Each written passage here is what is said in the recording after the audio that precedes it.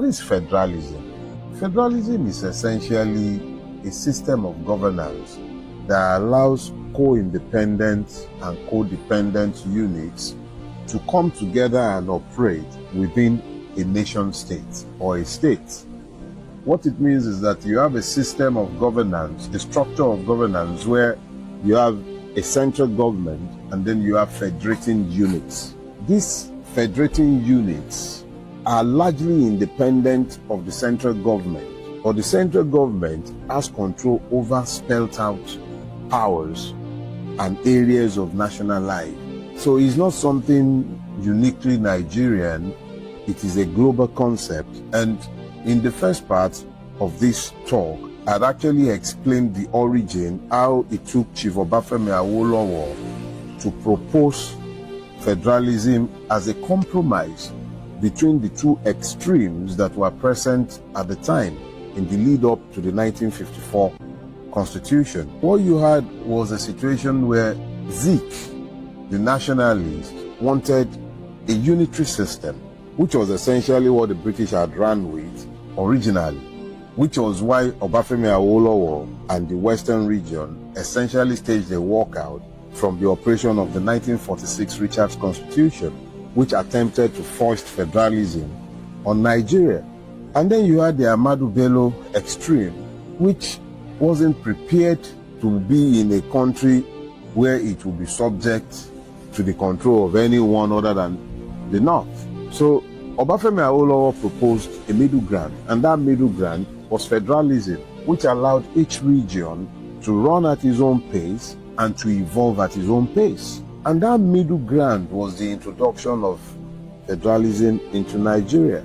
And in that federal Nigeria that was found and essentially began its construction largely from 1954, what you found very quickly was that each region had its own constitution. Each region had complete control over local government.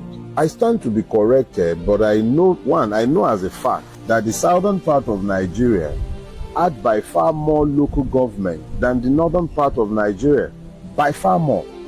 I believe, even though I cannot vouch for this now unless I do a little more research, but I believe it is correct to say that the western region actually had more local governments than a combination of the eastern and northern region, because local governments were not center one for the distribution of revenue.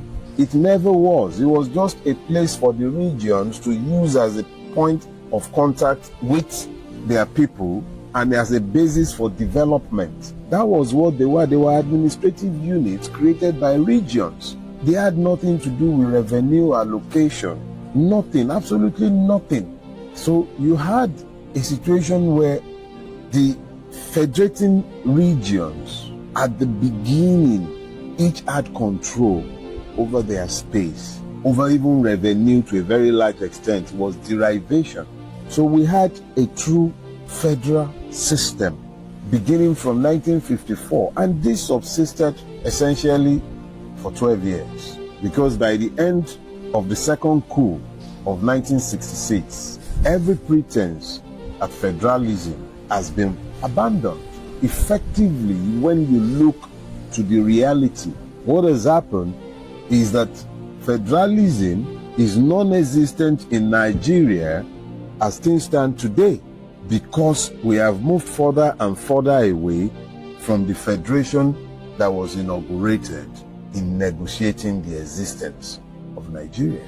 In 1960, the Nigerian Federation or the Nigerian state would not have existed if there hadn't been an agreement amongst the constituent units to have a federation, because nobody was prepared to live in a unitary Nigeria. The North was not prepared to live in a unitary Nigeria. He made it clear, abundantly clear. Ahmadu Bello was prepared for the North to go alone rather than to become part of a unitary Nigeria.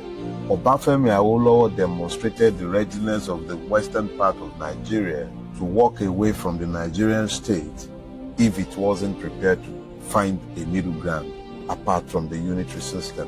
This is evident from the boycott of the federal parliament by the Action Group upon the introduction of the 1946 Constitution. So you have a situation where the one thing practically everyone could agree on at the foundation of Nigeria is that they do not desire a unitary system for the governance of a multi-ethnic, multi-religious entity called Nigeria. So when the military incursion began in January, the death knell was sounded for federalism. This is necessarily so because the command structure of the army couldn't have accommodated a federal structure. Everything had to be centralized. In the immediate aftermath of the second coup and the beginning of the civil wars, almost all resources had to be federalized, which began journey to the over-centralization of powers in the federal government and the beginning of the transition to a feudal system.